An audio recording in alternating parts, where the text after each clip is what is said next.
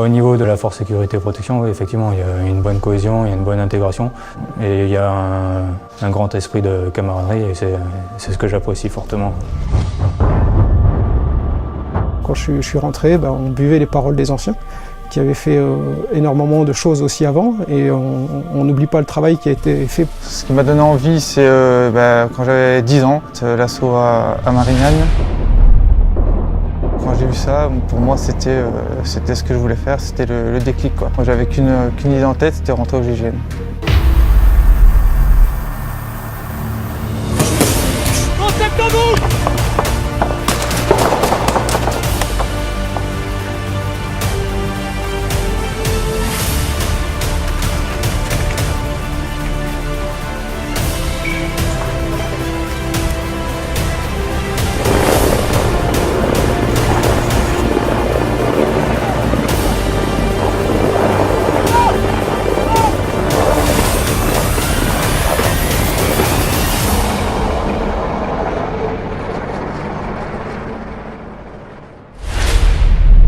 Le GIGN est une unité de gestion de crise dédiée à la lutte contre le terrorisme. Elle compte en son sein une composante spécialisée dédiée à la sécurité-protection. C'est une force qui compte une quarantaine de personnels qui s'engagent à l'étranger comme sur le territoire national.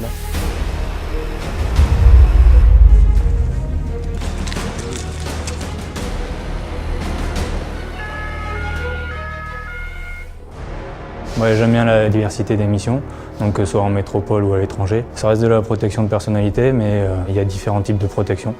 Sur le territoire national, il s'agit principalement de la protection de hautes autorités militaires, mais ça peut très bien être également un engagement sur des grands événements type G8, type Euro 2016. Donc l'engagement à l'étranger constitue le cœur de l'engagement opérationnel en matière de sécurité et protection. Il s'agit principalement de la protection de nos ambassadeurs de France sur les pays en guerre ou en crise. Mon quotidien actuellement, pas de routine, la vie en équipe.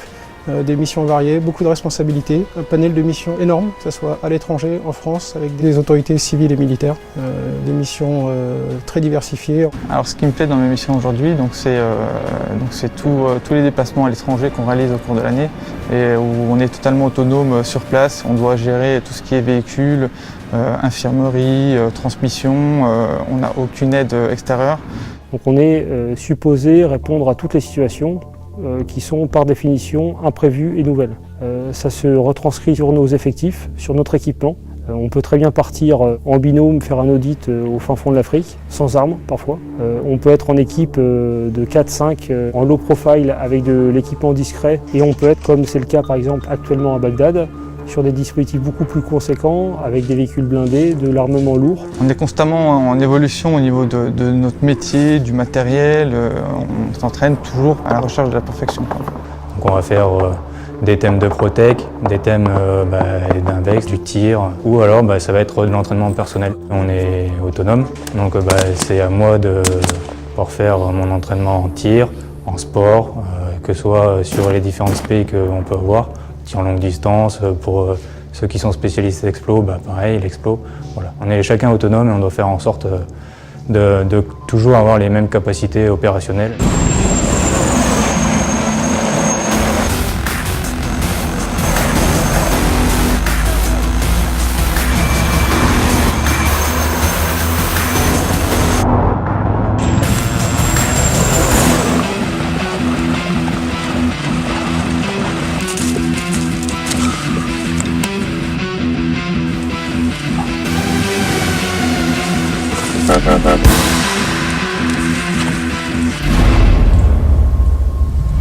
Donc on sait tous que les tests sont difficiles et exigeants, mais c'est normal, parce qu'après lorsqu'on est en petites équipes, il faut qu'on puisse compter les uns sur les autres. Chacun a une part importante au sein du groupe et en plus on est amené à évoluer, donc il faut que les gens soient vraiment fédérateurs. On investit beaucoup en termes de sélection mais également de formation. Un jeune gendarme peut rentrer au GIGN comme simple équipier, poursuivre au bout de quelques années sur un poste de chef d'équipe et puis finir comme adjoint ou chef de détachement en France ou à l'étranger. Donc l'opérationnel pourra également s'orienter sur la mission de sécurité au profit du président de la République au sein du GSPR. Ma progression au sein de la Protec, ouais, j'aimerais bien passer chef d'équipe, plusieurs stages aussi, comme le chuteur opérationnel, que ce soit pour le tireur d'élite, pareil, j'aimerais bien aussi. Donc voilà, non, il y a plein de choses à faire.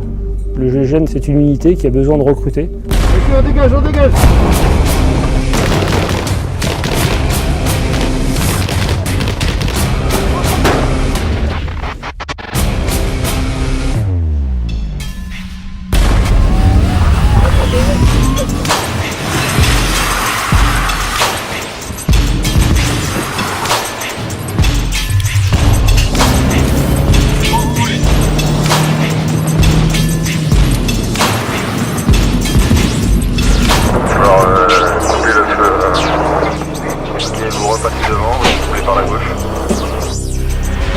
Pour le métier de la sécurité-protection, nous recherchons des candidats motivés et qui puissent nous prouver lors des sélections qu'ils ont les capacités de suivre la formation et de devenir un opérationnel au GIGN. Donc je pense que les qualités, c'est avant tout avoir de l'intelligence de situation, pouvoir s'adapter, pouvoir acquérir tous les savoir-faire que l'on va leur inculquer pendant le stage de formation. Et ensuite, une fois que le jeune candidat devient opérationnel, il s'agit de l'intégrer dans le collectif avec ses qualités, avec sa personnalité. À l'issue, une fois que ce candidat devient opérationnel, il sera rapidement déployé au sein d'une équipe de spécialistes pour remplir sa mission.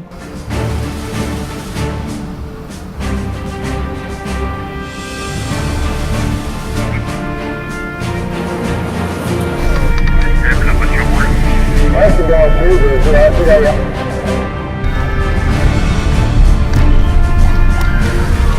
Ça tombe bien.